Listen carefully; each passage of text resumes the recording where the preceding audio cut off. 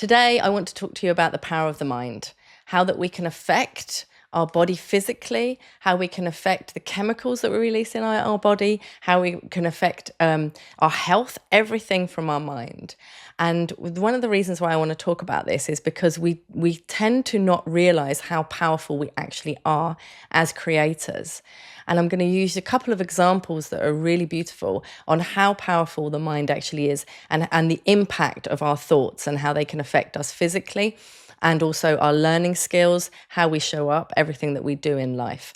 One of the examples I want to show you or speak to you about today is when they did a study on two different people learning the piano and learning a song on the piano. And one of the people practiced every day for 2 weeks, 30 minutes a day, actually like playing the piano. The other person just relived it in their mind. So they imagined how they were going to use the keys, they were going to imagine how they were going to play, and they just did 30 minutes a day purely from their imagination. And they did a brain scan on the people before they started, and they did a brain scan on the people 2 weeks afterwards when they finished.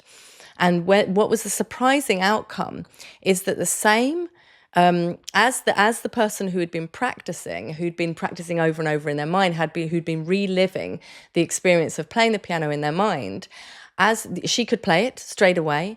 And what they noticed is exactly the same part of the brain had been grown as if she had been doing it.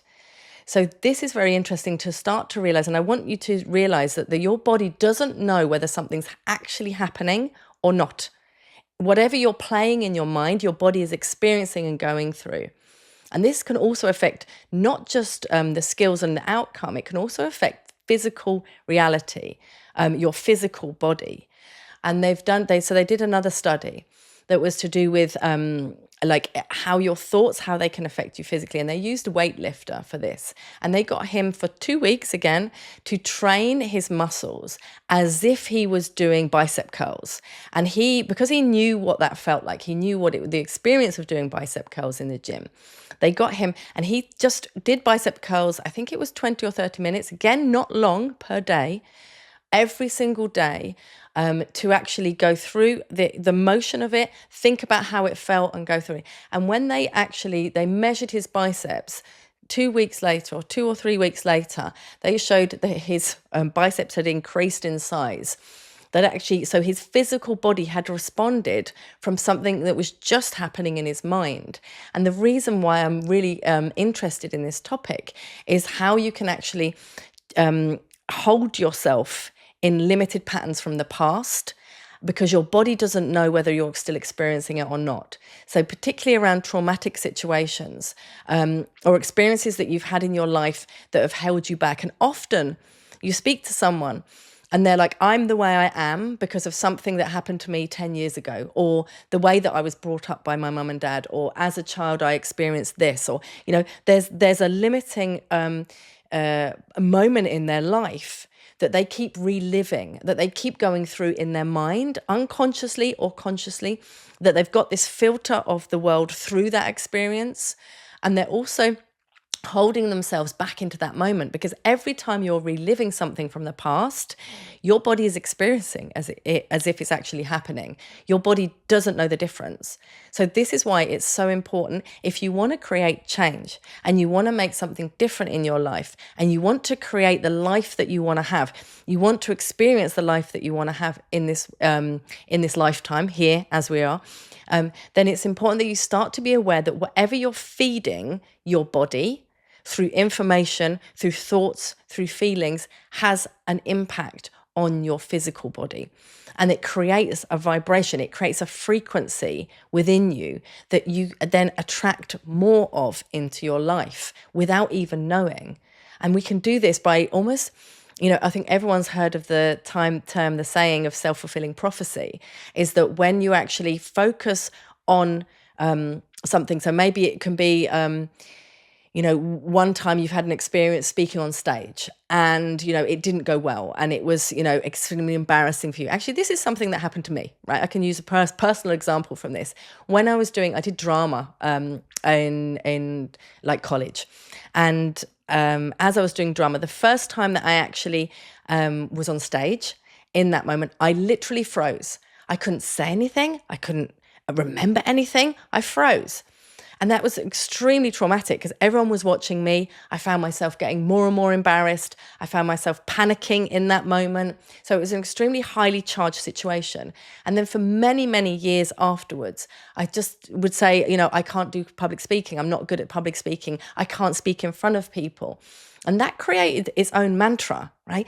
That is whatever we tell ourselves over and over again, a thought becomes an attitude becomes a belief. And then a belief becomes a perspective of the world. So you're there with that perspective. So I told myself over and over again that this was what I was, I was that kind of person. I just can't speak in public because of that really traumatic experience. And every time I thought about standing up, if I was, in a group and I had to speak, I would straight away, it was like an unconscious reaction. My nervous system in that moment created something called we've got something called the reticulating activating system, which is a bunch of nerves at the back here that when you're younger, behaviors and survival mechanisms are created. And what happens is any flavor, any experience that reminds you of that traumatic event kicks in this automatic survival system. So we either freeze, we go into fight or flight, we go into fawning and fitting in. There are survival mechanisms. So in that moment, that was being triggered within me because it was like, okay, we've got to keep you alive. We've got to have a strategy for this. And my strategy was just not do it, right? Don't go there. It's dangerous to speak in public. It's dangerous to speak in front of people. Okay, so I just stopped doing it. And I remember the first time I did my first women's circle and I was at home, I had 5 of my best friends and I was literally sweating and my heart was pounding speaking in front of them. Though every time I did it, every time I pushed through that comfort zone into the unknown and I became more and more, I want to say comfortable and confident because my nervous system realized, I'm not going to die. I'm not under threat. I'm not in a situation where there is a tiger or there is a fire. I'm actually safe in this situation. And it's super interesting. I had my largest women's circle ever last week, and there was a lot of women there. And when I was sitting down and speaking to all of these people, what I realized is afterwards, I wasn't nervous at all. I wasn't nervous at all. I had rewritten that program, and we have the ability to rewrite our program. And the most important thing is to know is that your body doesn't know whether you're in it or not. Every time I went in that situation, my body thought I was under threat. My body thought that I was in a crisis situation. It didn't know because I was reliving that experience from the past on an unconscious level. And when we bring the unconscious into the conscious, we start to get aware of that whatever it is that we're doing that's holding us back, and we bring it into the conscious, that's where we can make change. And it's pushing through that limitation because it's very uncomfortable. Don't get me wrong. When we do something new, everything in our system is saying, no, danger. It's the unknown. The nervous system doesn't like the unknown. Our nervous system was created millions of years ago, and it hasn't had an upgrade since. We haven't been upgraded. So our nervous system is created for a situation where we were born to be in a tribe.